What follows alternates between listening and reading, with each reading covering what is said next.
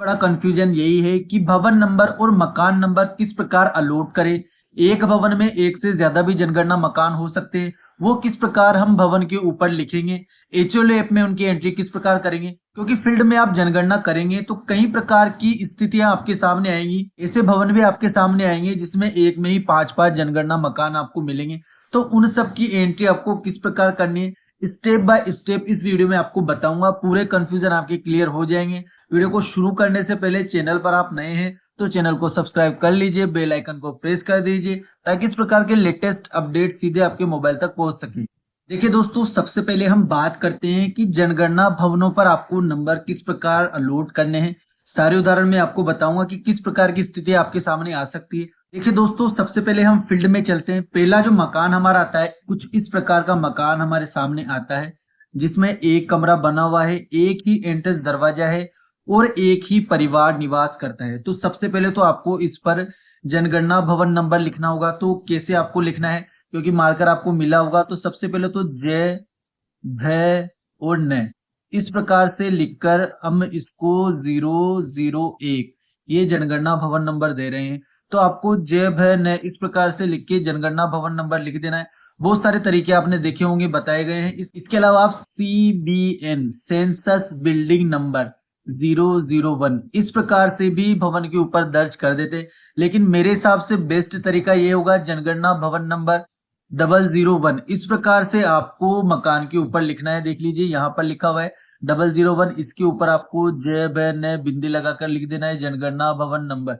ये सबसे बेस्ट रहेगा। अब कोष्टक में नीचे इसको आपको एक जनगणना मकान है तो यहाँ पर कोष्टक में एक जनगणना मकान नंबर भी आपको नेसेसरी रूप से लिखना है, ताकि कोई भी फील्ड में अधिकारी आए तो उसको पता चल जाए कि इस भवन के अंदर एक जनगणना मकान है। 0001 या 0002 इस प्रकार से लिखने की आपको आवश्यकता नहीं है। जब एचएलओ आप में आप जनगणना करेंगे तब ऑटोमेटिक ही इस प्रकार से अलॉट होगा। यहाँ तो केवल आपको एक लिख देना है।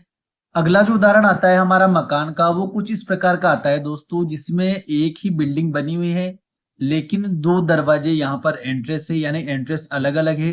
किचन भी अलग अलग बना हुआ है, दोनों की रसोई अलग अलग है, दो परिवार निवास करते हैं। तो भवन तो हमारा यहाँ पर 002 यानी कि जनगणना भवन नंबर हमने इसको लोड किया 002। इसके अलावा तो दो जनगणना मकान यहाँ पर हो जाएंगे। तो कोष्टक में इस प्रकार से 2 आपको यहाँ पर लिख देना है, क्योंकि दो परिवार निवास करते हैं, किचन अलग अलग है। रसोई अगर अलग है तो दो जनगणना मकान आपके होंगे। रसोई एक है तो एक ही जनगणना मकान आपको यहाँ पर लिखना था। तो इस प्रकार से भवन आपका एक हो जाएगा, जनगणना मकान दो हो जाएंगे। चलो ऐप में भी जब आप इसकी एंट्री करेंगे तो भवन नंबर 002 आपको अलॉट करना है।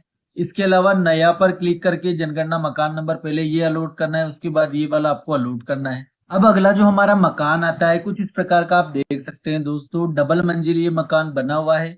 एक एंट्रेंस गेट इसका ये है और एक एंट्रेंस गेट इसका ये है। दो परिवार इसमें निवास करते हैं, दो भाइयों का ये हिस्सा है।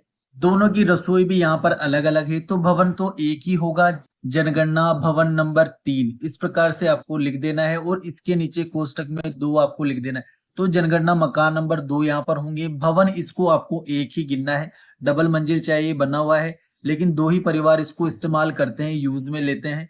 तो दो जनगणना मकान यहाँ पर अलग अलग हो जाएंगे। और एचएलओ में भी ध्यान रखना है, दोहराए बटन पर क्लिक करके आपको वापस से जब दूसरे जनगणना मकान की एंट्री करेंगे तब वापस से 003 ही भवन नंबर आपको अलॉट करना है, क्योंकि रसोई इनकी अलग अलग है। दो जनगणना मकान यहाँ पर माने जाएंगे और इस प्रकार से जनगणना भवन नंबर आपको यहाँ पर दर्ज करना है। अगला जो उदाहरण आता है, एक ही बिल्डिंग है, एक ही मेन गेट बना हुआ है। तो यहाँ पर भवन नंबर हमने इसको 004 अलॉट कर दिया है, क्योंकि एक ही परिवार इसमें निवास करता है। तो जनगणना मकान कोष्टक में इसके नीचे में एक ही लिखना है, यानी कि भवन भी एक ही होगा और एक ही जनगणना मकान होगा। अब अगला उदाहरण आता है हमारा दोस्तों, डबल मंजिला ये मकान है, एक ही परिसर में बना हुआ है। तो भवन नंबर हमने इसको अलॉट किया 005, जनगणना भवन नंबर 005 हमने इसको अलॉट किया है। अब इसमें आपको जनगणना मकान भी नजर आ रहे होंगे, एक गेट ये है और एक गेट ऊपर के वाले मकान में है। तो दो जनगणना मकान यहाँ पर होंगे। तो इसके नीचे कोष्टक में आपको 2 लिख देना है। तो भवन नंबर होता है हमारा यहाँ पर 005 और जनगणना मकान नंबर हो जाते हैं इसमें 2। दोनों मकानों की अलग अलग जनगणना आपको करनी होगी। अब थोड़ा आगे चलने के बाद अगला जो हमारा भवन आता है, अब देखिए दोस्तों उसमें ऊपर तो मकान बना हुआ है, नीचे एक दुकान यहाँ पर है और एक दुकान यहाँ पर है। तो ऊपर मकान नीचे दुकान अलग अलग उपयोग यहाँ पर होंगे, मकान नंबर सभी को देने होंगे। तो भवन नंबर तो हमने इसको लोड किया, जनगणना भवन नंबर 006। इस प्रकार से जनगणना भवन नंबर हमने अलॉट किया। इसके नीचे आपको 3 यहाँ पर लिखना होगा, क्योंकि एक तो ये जनगणना मकान नंबर होगा, एक ये होगा और एक ये होगा। तो इसकी अलग से एचएलओ में जनगणना करनी है आपको। भवन नंबर दोहराए का प्रयोग करना है, फिर इसकी करनी है और इसकी करनी। ये दुकानें जिस भी चीज के लिए इस्तेमाल होती है, वास्तविक उपयोग आपको इसका लिखना होगा। अगला उदाहरण आता है हमारा दोस्तों, एक ही परिसर में यहाँ पर 2 रूम बने हुए, एक तो ये नौकर का कमरा बना हुआ है, एक ये मालिक का कमरा बना हुआ है। तो इसको जनगणना भवन नंबर हमने अलॉट किया है 007। अब देखिए दोस्तों, एक जनगणना मकान नंबर तो आपका ये हो जाता है, और एक नौकर को भी आपको जनगणना मकान नंबर अलग से अलॉट करना है। तो 2 जनगणना मकान नंबर यहाँ पर हो जाते हैं। एक स्थिति यहाँ पर दूसरी भी हो सकती है दोस्तों, अगर ये नौकर इसी किचन में मकान मालिक के साथ खाना खाता है, तब आपको इसको अलग से मकान नंबर अलॉट करने की आवश्यकता नहीं है, फिर तो एक ही जनगणना मकान यहाँ पर होगा। लेकिन अगर नौकर अलग से किचन में खाना बनाकर खाता है, अपना खाना वो अलग बनाता है, किचन उसका अलग है, तो ऐसी स्थिति में जनगणना मकान नंबर यहाँ पर 2 होंगे और भवन नंबर 1 होगा।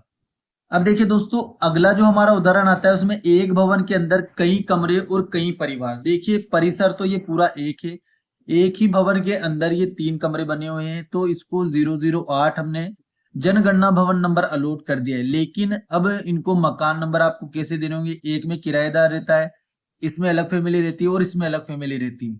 तो यहाँ पर देखिए दोस्तों, एक ही भवन में अलग अलग परिवार रहते हैं, तो प्रत्येक परिवार निवास को अलग मकान नंबर देने होंगे। भवन नंबर तो आपका 008 ही रहेगा, इसको अलग मकान नंबर देना होगा, इसको अलग मकान नंबर देना होगा, इसको अलग मकान नंबर देना होगा। तो दोस्तों यहाँ पर तीनों को अलग अलग एचएलओ ऐप में आपको जनगणना मकान नंबर अलॉट करना है। 008 के नीचे 3 यहाँ पर जनगणना मकान नंबर हमारे हो जाते हैं। लेकिन एचएलओ ऐप में जब आप सर्वे करेंगे तो भवन नंबर सबको 1 देना है, दोहराए वाले का यहाँ पर आपको बार बार उपयोग करना है, भवन नंबर दोहराना है, वही सेलेक्ट करना है, और जनगणना मकान नंबर नया आपको सभी के लिए यहाँ पर अलॉट करना है। इसी तरह से देखिए दोस्तों, अगला जो हमारा भवन नंबर आता है तो उसको हमने 009 दिया है। इस प्रकार का मकान आता है, एक ही मेन गेट है, तो इसको आपको एक ही जनगणना मकान नंबर मानना है। इसी प्रकार से इसमें भी एक ही गेट है, तो इसको भी आपको एक ही जनगणना मकान मानना है, और एक ही जनगणना भवन ये होगा जिसे इसको हमने 010 अलॉट किया है। उसके बाद की जो बिल्डिंग हमारी आती है वो स्कूल की आ जाती है, तो स्कूल को भी आपको एक ही भवन नंबर अलॉट करना है, चाहे कितने उसमें ब्लॉक बने हुए हो, लेकिन एक ही भवन नंबर उसको अलॉट होगा और एक ही जनगणना मकान नंबर उसको अलॉट किया जाएगा। इसी तरह से पंचायत घर है, तो पंचायत घर को भी एक ही भवन नंबर अलॉट होगा और एक ही जनगणना परिवार उसको माना जाएगा। इसी प्रकार से कोई क्लिनिक आ जाता है तो उसको भी भवन नंबर आपको अलॉट करना होगा और एक ही जनगणना मकान नंबर उसको माना जाएगा, चाहे उसमें 2 दरवाजे हो, 3 दरवाजे हो। क्लिनिक यदि पर्टिकुलर है तो एक ही जनगणना मकान उसको आपको मानना है। इसके अलावा देखिए दोस्तों, जब एचएलओ ऐप में आप उनका सर्वे करेंगे तो जो दुकान और कार्यालय के लिए, उनके लिए आपको तीसरे नंबर का बिंदु सेलेक्ट करना है। दुकान किस चीज की है, कपड़े की है, क्लिनिक है, या सब्जी की दुकान है, फलों की दुकान है, वो वास्तविक उपयोग आपको यहाँ पर दर्ज करना होगा। इसी तरह से स्कूल कॉलेज के लिए स्कूल कॉलेज आपको सेलेक्ट कर लेना है। फिर बाद के जो ऑप्शन है आपके, वो आपके गायब हो जाएंगे। डायरेक्ट 34 सवालों के जवाब आपको नहीं देने हैं, केवल 7 सवालों तक ही आपके रह जाएंगे।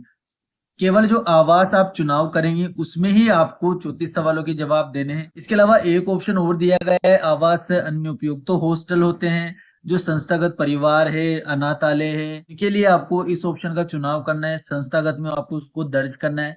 स्कूल कॉलेज को आपको संस्थागत नहीं लिखना है, केवल यहाँ पर आपको स्कूल लिख देना है या कॉलेज लिख देना है। संस्थागत वो नहीं है, वो केवल संस्था। इसमें केवल आपके वृद्धाश्रम आ जाएंगे, अनाथ आश्रम आ जाएंगे, जेल आ जाएंगे, हॉस्टल आ जाएंगे। इस प्रकार के संस्थागत मकानों को आपको इसमें चुनाव करना है।